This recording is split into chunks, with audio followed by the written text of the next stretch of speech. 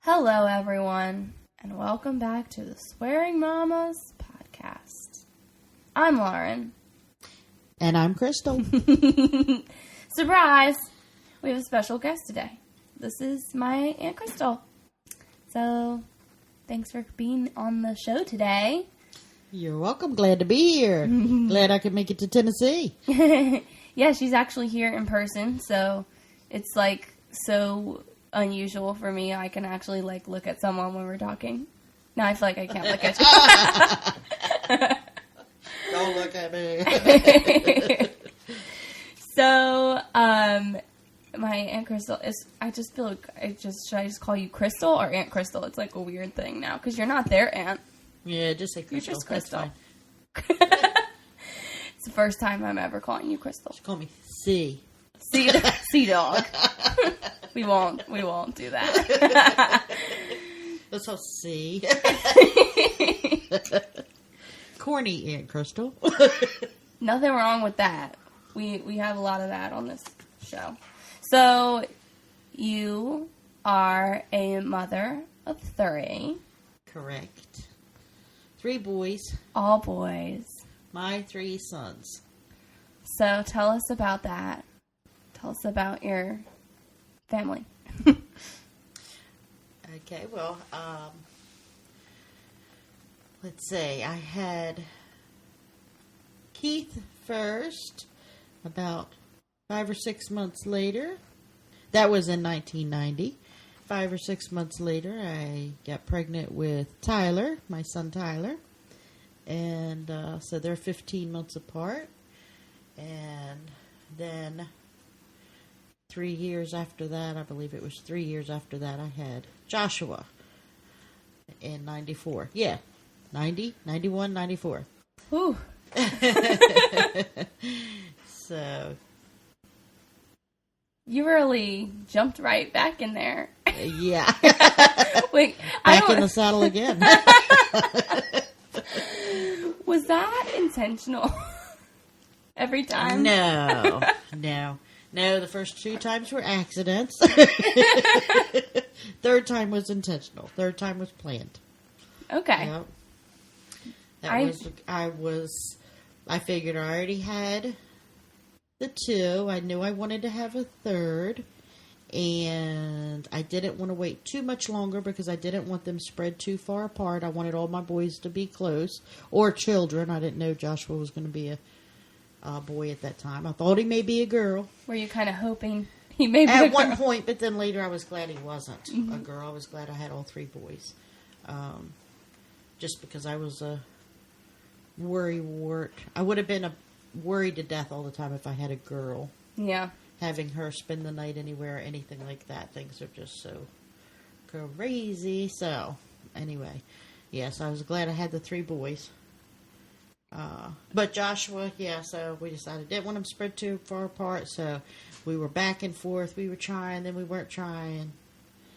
Then we were just letting things happen, and they happened, and he happened. That was kind of my attitude, and then like 2 months later I was pregnant. That's how it was with Joshua. It was like a month or 2 that we were back and forth like that, and then whammo. It's so funny because you just don't know. Everyone's different, and you don't know how you are until you try. You know how your partner is, so it could take a week, a year. Right. Yeah, and then when I showed up to Ronnie's work, my husband's work, to tell him after I'd had a test, going to the doctor and actually had a test done. And he did not believe me until, so it may not have even been a month. I don't know. It wasn't very long. We were back and forth about it. But he didn't believe that I had gotten pregnant right after we were doing this little experiment of back and forth. Yes, or yay or nay. And, so he didn't believe me till I showed him the test from the doctor. He was like, "You are not pregnant. No, you're not. Stop messing with me." But it turned out good. Yes. I had a beautiful, beautiful 3rd baby boy. Beautiful baby. bronze baby. Came out bronze. Beautiful boy. Well, weren't all your kids like white blonde hair? Well, not exactly. Keith's hair. I had an emergency C-section with Keith. So the first time I saw him, I was still on some pretty heavy drugs because it was an emergency C-section after having been in labor for 2 days. Oh my God. So they had to put me to sleep, and then they had me on, I forget what it was, some kind of heavy duty painkillers. And so when I finally came to and they brought him into the room, his hair was actually black when he was first born, and they had shampooed it and towel dried it, so it was sticking straight up, and it looked like he had an afro. And I was like, just looking at him in my drug-addled mind, like, that is not my baby. They've mixed my baby up. They've switched. That's not my baby. But we had to stay in the hospital a week because of I don't know, it was just hard with the C-section and stuff. And he, by the time we left, his hospital picture, the day we left, his hair is blonde, like a strawberry blonde. That's in his crazy. baby picture. So in a week, it had gone from looked like black to blonde. And then Tyler, when I brought him home from the hospital, his was jet black, beautiful, thick, long, thick, silky black hair. And his hair, I can't remember when that changed to blonde, but it didn't take very long either. And then by the time they were toddlers, they were complete towheads. Their hair looked white. Yeah, that's how I, like, all their kid pictures, like, that's how I picture them. Like, with that really light hair. Yeah. Little dolls. Yep. And Josh wasn't like black looking like theirs was when he was born, but he still also got blonder as he got older. So then I had 3 little white-headed looking little babies, little baby boys. Aw. Well, we definitely know Keith was not switched at birth now. Yeah. I was just thinking about that because, like, that happens, right? That happens to people. Yes, that was actually one of my concerns. It really was one of my concerns. Yeah. Also, that big concern to where they have all their fingers and toes. Yeah. And so before I was able to see him even, and when they had first woken me up after the surgery, that's all I could say to Ronnie is, does he have 5 toes? I think is what I said to him. 5. Really, 5. Probably should have 10. But all I could say was 5. Does he have 5 toes? And I wasn't awake long, and then went back to sleep. And then I saw the Afro baby, and what a wild ride. Mm-hmm. That was a tiring 2.5 days, or however long that whole entire experience was. Yeah, that was pretty intense. Now Joshua, he came out trying to nurse. It was really funny. Now he didn't do it when my mom held him, or when Ronnie held him, but when they handed him, as soon as they started handing him to me, right after he was born, he was already making the nursing thing. His lips were going. He was already trying to nurse. That's and so cute. Yeah, and I put him right to my breast, and he started nursing right away. Oh, that's awesome. Yeah, and he would nurse in his sleep until he was like 3 years old. Even though I nursed him till he was 1 year old, he still would do those motions in his sleep like he was nursing. Oh. So he was like 3 years old. Yep. Oliver doesn't do that anymore, but he will actually nurse on me when he's sleeping. if he falls asleep that way, if I unlatch him, he's just like, ah. Yeah. So did you have to have a C-section every time after that then? No. And we lived, Keith was born in Seaford, Delaware, which is where I had so I had the C-section with him. Then we moved to North Carolina, and that's where I found out I was pregnant with Tyler, was when we were already in North Carolina.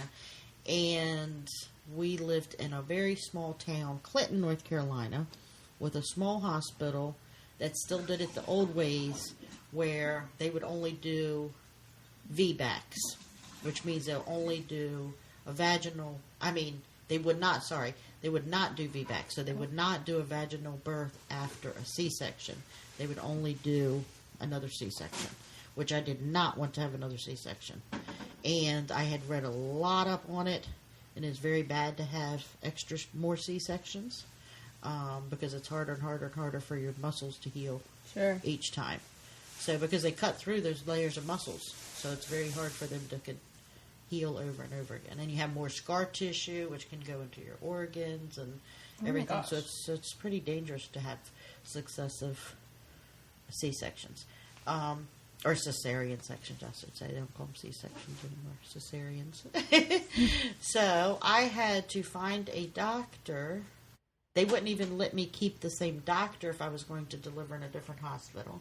So I had to go 45 minutes away to Fayetteville, North Carolina, to a new doctor and obstetrician, and deliver in Fayetteville, Cape Fear Valley Hospital, Fayetteville, North Carolina.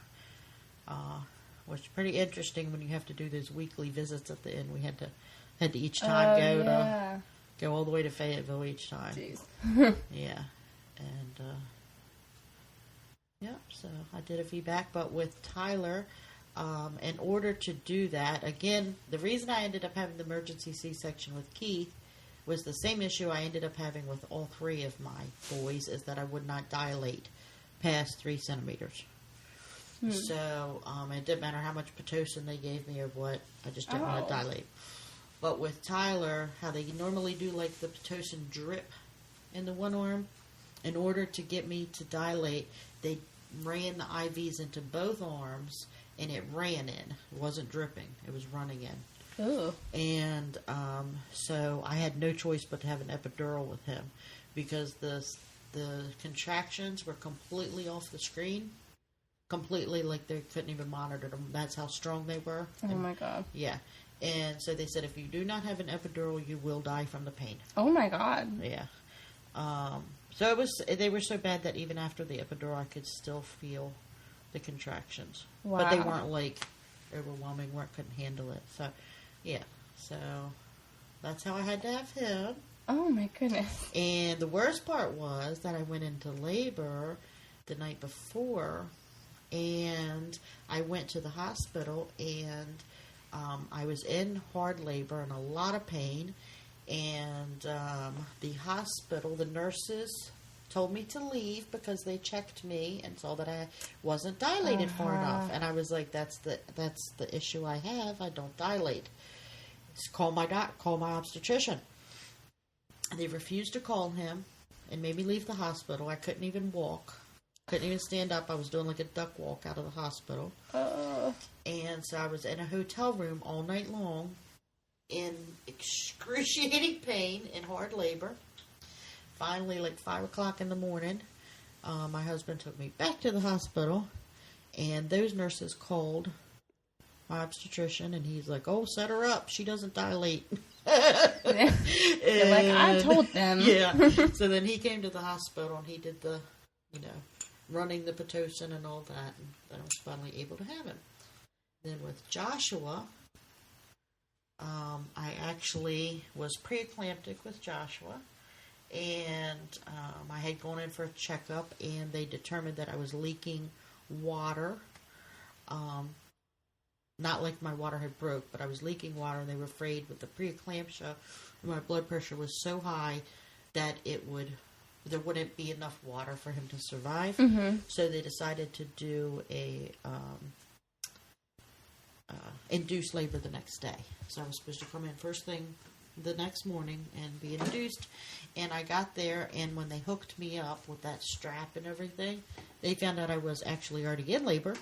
Oh. So, which I was late with him anyway. I was late with Keith, and I was late with Joshua.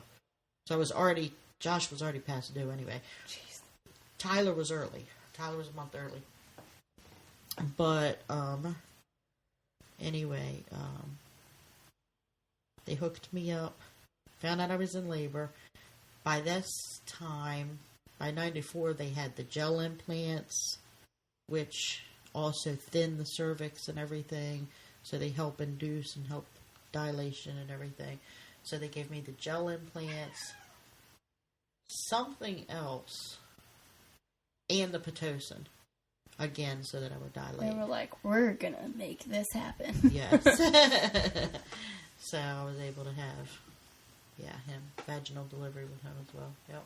Wow. Are you tired still? Yes. I am. That was a lot. I mean, I did it once, and I mean, it wasn't all that difficult. Like, it wasn't an easy, smooth one, but I didn't have all those things, and I'm already like, that was enough for me. I don't need So to you're do not this going to have again. any more? No, we're thinking of like a fostering and adopting in the future. Oh, so you're really not going to have any more yourself, though? Not intentionally.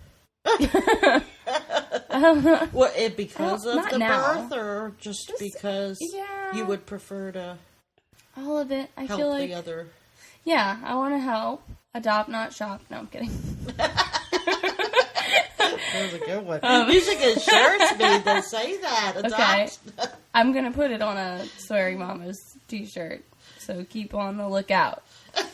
But, no, I mean that, and it's just been just everything. Be adopt, not bop? Okay, it improved. Adopt, not bop. You can bop, but, like, just, Make sure you know when to stop when you bop. So you can adopt. There it is. There you have it. There you have it. But Josh, he never has to question how loved he is. Because you went through all that 2 times and you still said, I want to do this again. Right. So, and I had planned on doing it yet again. Yeah. Oh, I'll tell you funny. Yes. I'll tell you a funny story though. I babysat, you and Alexis, both when you were little. And Tyler always loved little girls. And even when he was that little. And so he wanted a sister. He didn't want a brother, he wanted a sister. And so when Joshua was born, my stepdad brought Keith and Tyler into the room, and Keith walked right up and, was getting to know Joshua, and Tyler was standing back looking a little angry, and so Bill said, well, that's your baby brother. Go meet your baby brother.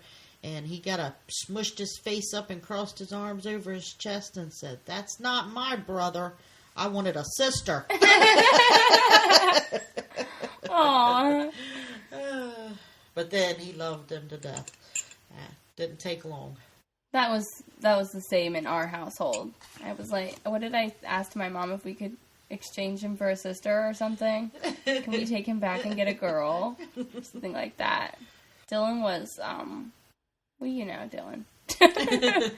For those of you who don't, my brother used to throw things at my head, and he was, he was a boy, in many ways. Yeah, that's what boys do that. That's what they do. Oh, yeah. Makes life interesting. Interesting, yep. Yeah, I think it was best in other ways that I had boys too. I liked the boy attitude stuff too. A lot of crazy. It was scary though. It could be very scary at times. Yeah, they're like fearless or something. Yeah, fearless. And it's like, you need to have some fears. Get some fears. Yeah, I remember one time Tyler was punished. We lived in the townhouses in Arbutus, which the back part where his bedroom was 3 stories up in the air because it's on a hill. And so he was punished to his bedroom, And because I was so panicky about their windows being that high up in the air and stuff and something could happen, I put this big piece of furniture in front of the window and to try to block a good bit of the window. And it was like a big armoire type thing. Big thing, had drawers and cabinets and everything in it. Anyway, I'm in the backyard and something just drew my attention, how something just makes you look. And I look up and he is standing on top of that piece of furniture. Oh my God. And the window was open, so he was leaning his full body on the window screen. Oh my God. 3 stories up. Yes. Very. You never saw anybody run so fast up 3 flights of steps in your life. Oh my gosh. Oh my God, it was. I don't remember what I ended up putting over the window, but I ended up blocking it off with something even more. Yeah. A bar across it. No, Ronnie screwed wood across it. Wood wooden boards across it, so that. Yeah, sounds That like was you pretty have scary. to. Yeah. These But are yeah, the the kind of things that happened, yeah. Yeah, I'm like, don't think I'm prepared for those moments. I think, like, because, I was, like, hoping and expecting a girl. So then I found out I was having a boy. I'm like, I have to get in boy brain. Like, what am I going to expect? Whatever. And you think about them being little and, like, eating dirt and stuff. And then I've thought about, like, the teenage years. Like, when we first bought our house, my friend and I, we went into my son's nursery, and we were like, okay, let's figure out how he's going to sneak out, because he has a window, and he will sneak out, so let's figure it out. So, Yes, we had to they figure all do. that out. But, yeah, those in-between years, I think, will be full of surprises for me. Standing on things. Joshua was an escape artist. Well, And, yeah. I mean, when he was little bitty, he was an escape artist. And he could work doorknobs and locks like nobody's business. And so when he learned how, and what he would do is you would leave the room literally for a second, and he had that door open when it was out it. And when he did, his diaper would be laying in the living room. No. He would strip off so he was naked. We lived in the townhouses. I'd walk back in the room, and literally, you know how close our living room was to our kitchen. It was like right there. I go in the kitchen, walk back out. He's gone. His diaper's laying in the floor. Jerk the door open. He's running down the sidewalk. Oh my stark gosh. naked, running down the sidewalk. So then we had to put a bolt higher up on the door, and or started using the bolt. That's what it was. It had a bolt already, and it was higher on the door. So we started using the bolt. When he figured out how to do that, he'd pull a chair over, stand on top, and I mean, he was little, and he would undo that and get out. So then we got the chain lock thing that went up at the top, like at the top part of the door to slide over. Darn if that sucker didn't figure out how to get that thing undone too. And we ended up having to do vertically at the very top of the door, up and down, another lock on the top of the, the very top frame of the door. Oh my gosh. To keep him in. Yep. And I mean, literally, it was like a minute. You would be going a minute, and he was on. Josh, this same Josh, once snuck over to my house. So, do you remember this? Oh my gosh, yes. Oh my gosh. How old was he? He was like 9. Yeah, they were right around that, and he hid in like the back of our minivan. Well, Joshua and Dylan played on a basketball team together, right? Or on different teams. I don't know if they were on the same team, but they both played basketball. Yeah, they both played basketball. So we were they were on different teams, that's right. But they played basketball, and they were there to have their pictures taken. And so we get finished. Oh, when Tyler was getting hit, all of the boys were getting their pictures taken.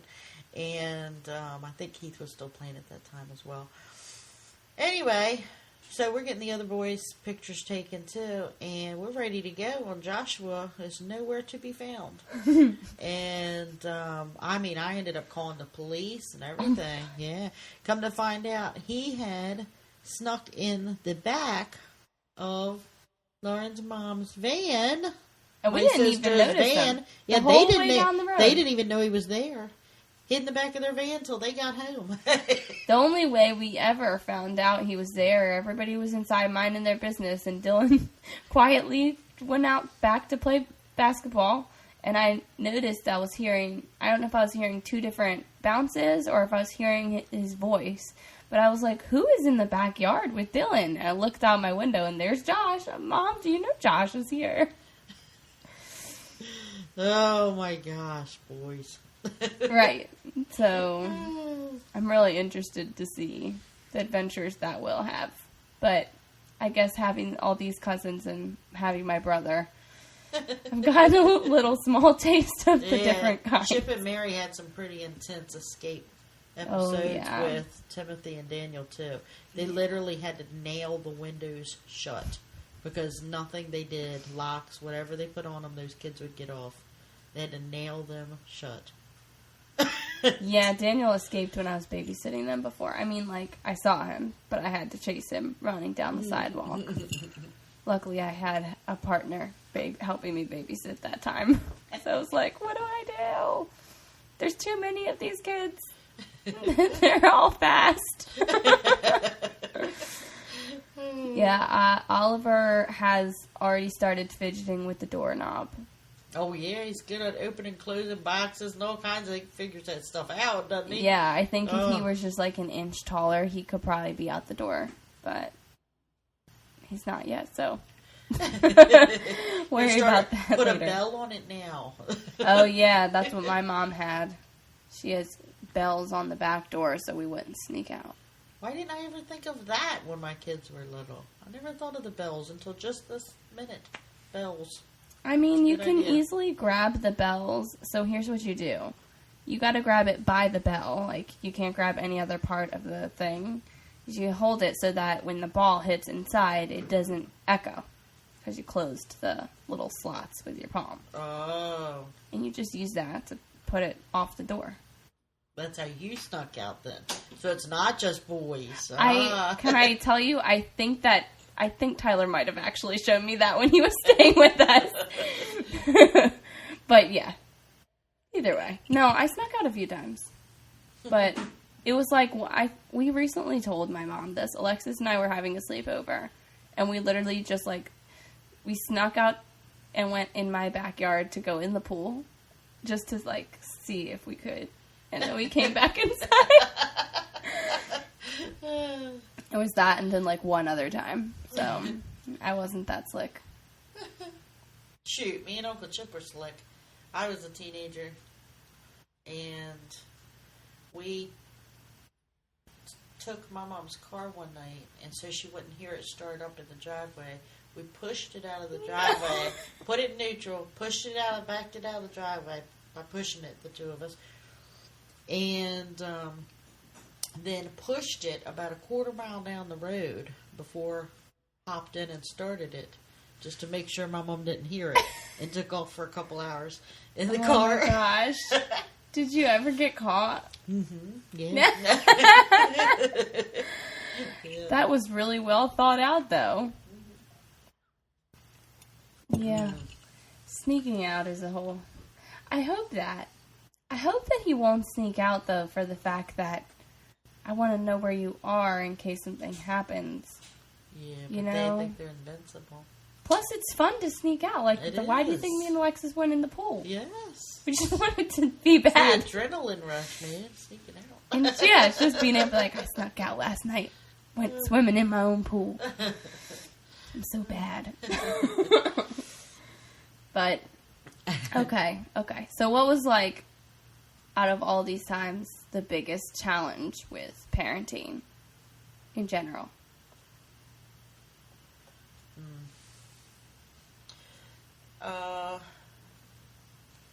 Things they did and got into as teenagers and young adults. Tyler had issue with drinking and drugs off and on, and he had been in a lot of accidents. The poor kid had a black cloud over his head. His whole life was in one accident after another, and was always in pain, and started taking Percocet. Actually, he was prescribed Percocet for an operation he had, and then started taking them more frequently, and for pleasure, for fun, or also, I guess, when he was really in pain and stuff too, but not when he was no longer prescribed them. And so he battled with drug addiction for several years, and was bound and determined this past September, Labor Day weekend, when I saw him, that he was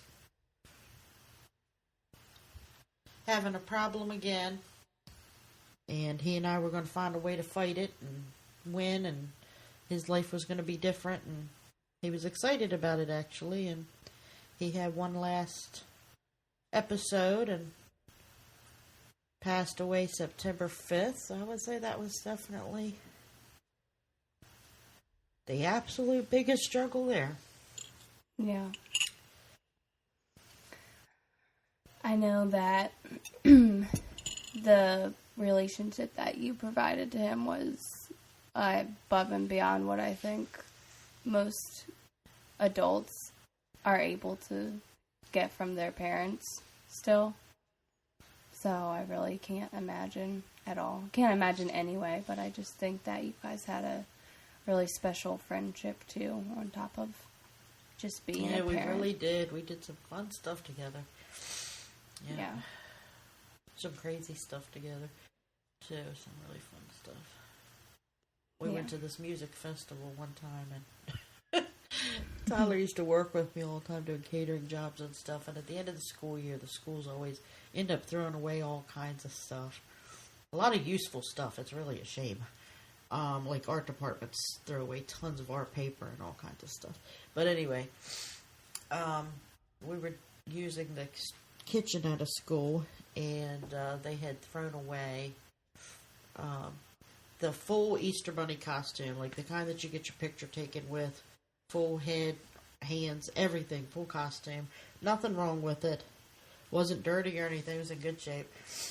Anyway, we went to this music festival, and on the way, Tyler's like, put that bunny head on. He was driving. I put that bunny head on.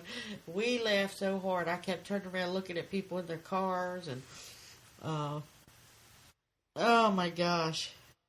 People were scared and laughing, and kids looking at us. And it was really funny. We had a lot of fun adventures together. Yeah. And with that kind of like great bond that you guys had, is that just something that comes naturally, or is there a secret, or is it just the kind of person that he was? Like, what do you think when you think about that? I think it was a combination of all of those, actually. We had a lot of things in common as far as our sense of humor, a lot of things we thought was hilarious. Other people would think was really stupid, but Tyler and I'd be laughing our asses off. Like, we were thinking it was the funniest thing in the world, and everybody else looking at us like we're dumb.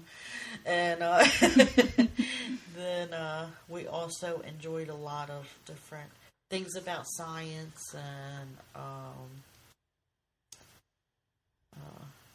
looking at the stars, looking at the moon, things. And we did those things together because we both enjoyed it so much.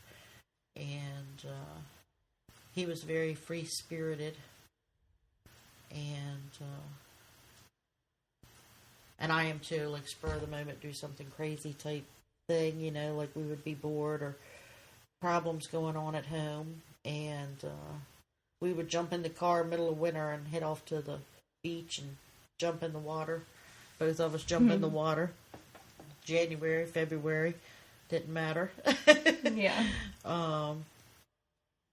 So we clicked with a lot of different things like that, personality-wise and stuff. And also, Tyler always had like a big hole, and he, I don't know, always was kind of lonely, and something was missing a lot. And I was able to be the one he would come to for comfort in that way. And so, of course, that brought us closer as well. But, yeah, a lot of different things. Conspiracy theories, both of us. We're conspiracy theorists. I would love a good conspiracy theory. So, I think that, like, a lot of what is heard surrounding, like, grief and loss, especially when it does relate to things like drugs, is directed at people who are in it, or maybe, like, the peers. But I feel like as moms, like, there's not that much for us, because I think a lot of moms who go through it, it's so hard to talk about.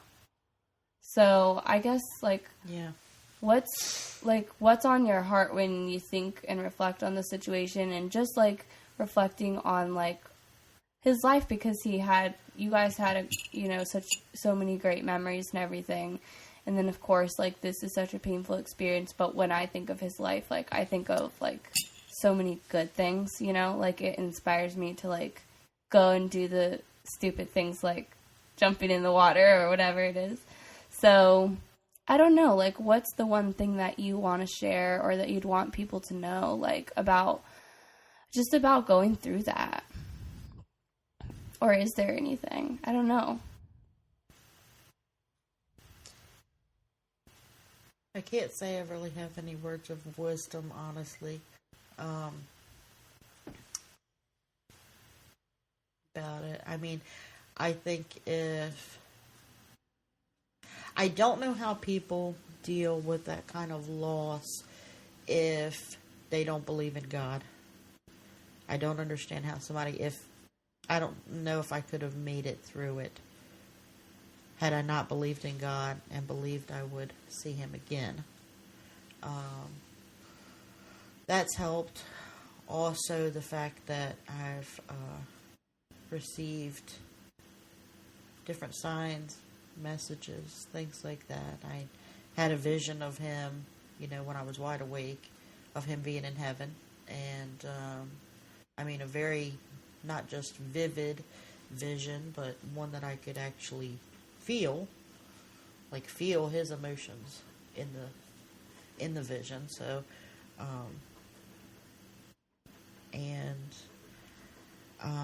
I think reading up on the near-death experiences, which I've read and watched so many, and I don't believe all of them that I read or watch, but there are quite a few I do, and quite a few that are unexplainable any other way than somebody having really been out of their body.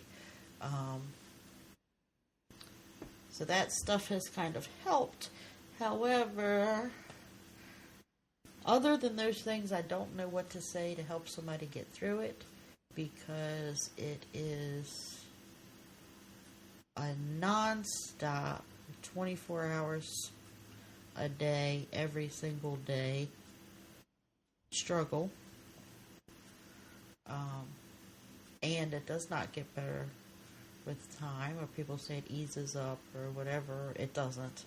At this point, it certainly doesn't. It's been 9.5 months, and it, at this point, gets harder, more difficult all the time.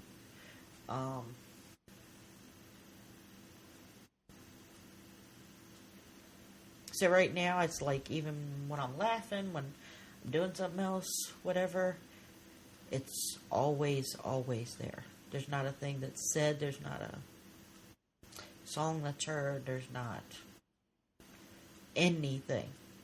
There's nothing that doesn't make me think of him.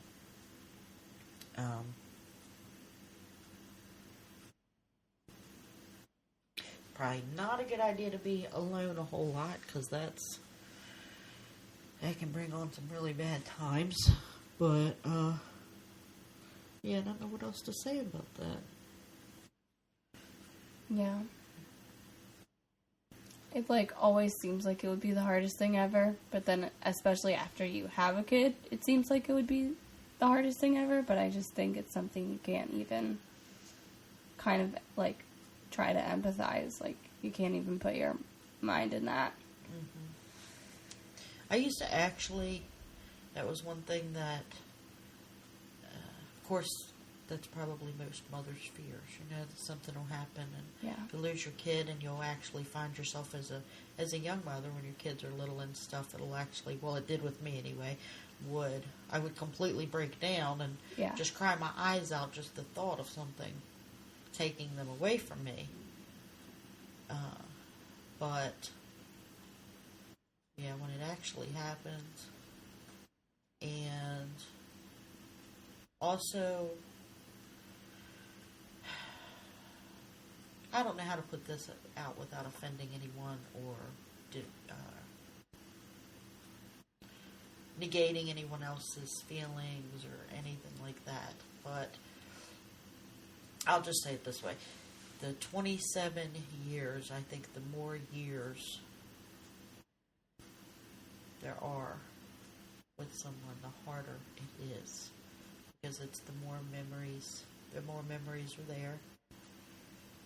The good memories, the what if things, what if you would have done this differently, what if this person would have said this differently, all of that, there's so many more of that, and I think we always think of when something terrible happens, oh my gosh, this baby, and I'm not saying that's not horrible, if somebody loses a baby, I'm not saying that at all, I'm just saying that the more years that are added, I think the harder it is, because you have so many more good memories and so many more regrets at the same time.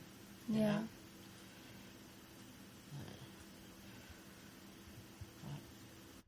Well, thank you for sharing all that. You're welcome. I know it's difficult, but I appreciate it. Just as someone who, you know, had always loved Tyler, and also, of course, as a mother, too. Because you're right, like you said, it's the biggest fear.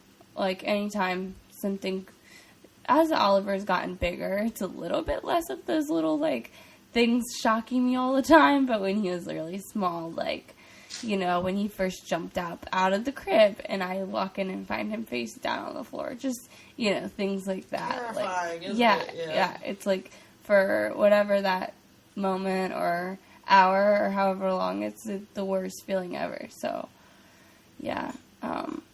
Keith, when Keith first climbed out of his crib, I had never even seen him try to climb out of his crib. That's always such a shocker. Yeah, when they get out.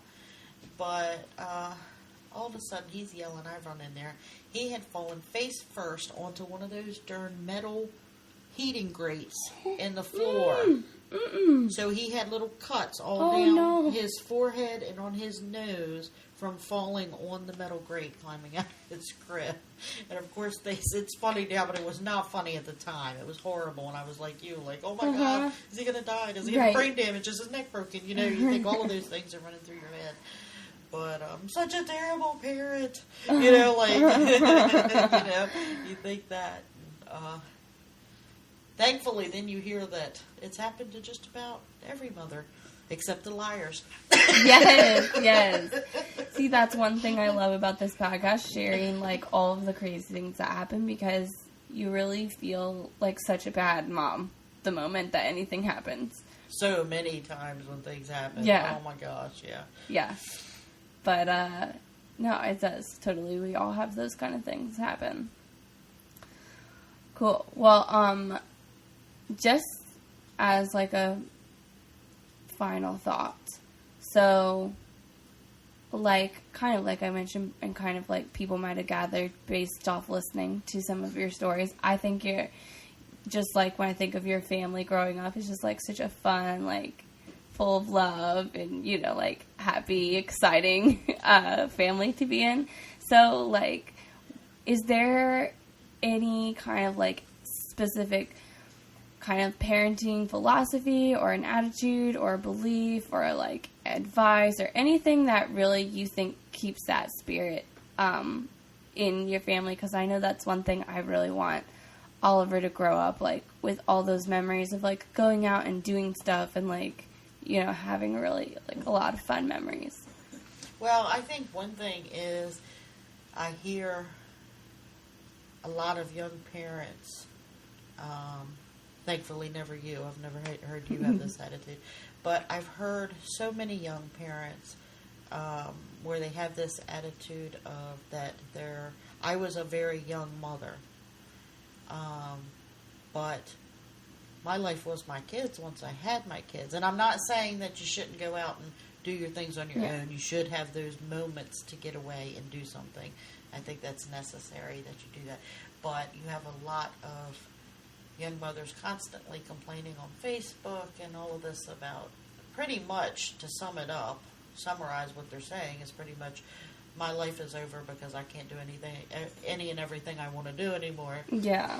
And I think if that attitude is changed and you learn to see the joy in everything that you're doing with your kids and doing as a family, you'll be surprised how much more fun it is than going out partying anyway. You know? Yeah. And all those things, because there's, you know, you probably won't even remember your night partying. But the memories you have with your kids and stuff, those are things that last forever. And so that's the thing. And make sure that you take time to do all of those things. You know, that you're going camping or whatever. You know, whatever things you decide to do. That you don't have a boring sit-at-home life with your kids. And you know what I mean? Like, you got to get out and you got to do stuff and take them bike riding and, you know, take them skating and ice skating and skiing and, you know, all of those things. And there's so many things to do that are free or very inexpensive, and you could still not have a lot of money and have a great life full of fun with your kids. Yeah, I agree. And I think, like, a lot of things that people talk about, like, oh, you can't do this or that, like, traveling or different things. Like, you can definitely bring your kids along. So it's just, like, find a way to just thank do it. you, that you can bring your kids along. Yeah. That's another thing I hear so much is people say, oh, well, I can't do this because young mothers think they can't go to the darn store because they got a kid. What? Right. I had 3 little ones with me, and I was young. Yeah. And I took them all to the store with me, or wherever I went, you know? Yeah. It was like, they're totable. Definitely. And with the internet now, I feel like you can really just Google it, and there will be someone out there with good advice. Like I've mentioned on here before, when Oliver was, like, only a few months old, we brought him into a bar when we played a show, you know what I mean? And we still bring him to shows when he's allowed in or when it's, you know, feasible to do. And just different things like... and these aren't raucous bar fight type bars that she's in, by the way. No, it wasn't. These are just... but it was a pretty, like... It was a hip bar. Yeah, hip bar. I'm just saying it's not one of them. You know what I'm talking about. Yeah, and, like, we have a friend who, they just, now this is a different situation because they obviously have money, but they just went to, like, Paris and I forget where else because you had me at Paris. I think Italy, maybe? I don't remember. Anyways, and they brought their baby who's, like, 5 months old. You have to carry a lot of equipment, you know, because you gotta have, like, the stroller and the car seat and everything. But, like, point is, it's possible, like, whether it's a romantic getaway to Paris. Or, you're just camping, or you're playing in a bar, or whatever. Like, there's ways to bring your kid, but I feel like if you are kind of not sure about the logistics, I think you can just Google it now. So that's nice. Yeah. Yeah, that makes, I wish a lot of things were Googleable. Googleable. Googleable. That you could Google stuff when I had kids, that's for sure. Yeah. But in some ways, maybe it's better that it wasn't. Yeah, because you couldn't be sitting there like, my baby coughed 2 times, and then you Google it, and it's like, your baby has pneumonia. Yes. You're like, no, we were only outside for 5 minutes. Yeah, that I don't envy, or I do envy. How do you say? I don't know. You know what I mean. I don't like it. Right. Okay. Well, I don't have tweets to read this week. I feel like I kind of already asked you for parenting tip. Within all those were parenting tips. Do you have any like life hack parenting tips off the top of your head? I probably do. And it could be for any age or any stage. Ooh. That's a good any age or any stage. I'll tell you one. If you're out somewhere, this is just a little tip. And your baby uses whatever you want to call it, but a pacifier, and you don't have one, you can take a nipple off the bottle and you stuff it full of, like, part of the cloth diaper, if you have a cloth diaper, or something like that. Stuff it full of cotton or whatever, and you can tape the bottom part up. You still have the ring around it. Tape it up so none of that comes out, and then you got your pacifier. There's your instant pacifier. And instead of freaking out because your baby's used to sucking a pacifier all the time, you can make one. That's nifty. One of the, what's that thing? I nailed it. Yeah, there you go. Yeah. The only binky that my child would take was my boob. So yeah. Unfortunately, it was good. We didn't have to break him out of it, but also unfortunate because my boobs. They're very tired. That's Josh was like that too. Tyler was my binky baby. Yeah. But I would not let him do it I wouldn't let him have one for very long because it does damage their teeth. Yeah. And just like bottles, I think the longer they have them, the harder it is to get them off of it. Yeah. But, I probably have other parenting tips, but I'm drawing a blank here right now. No, that was good. I didn't know that one, so good to know. I can tell you it's really funny to give your baby a lemon. We never did that. We never did it, but I gave Oliver, like, a pickle or something with mustard on it. I forget. It was something sour, and he literally just, like, spit it out and shook his head no. Like, he didn't have a funny reaction. He just looked at me like, why would you give me that? Like, Keith was begging me for a lemon. Well, he was still so young. He was in a walker, and he's yelling for me to give him this lemon. And I kept telling him no, it was sour, and he wanted it. So I was like, okay then.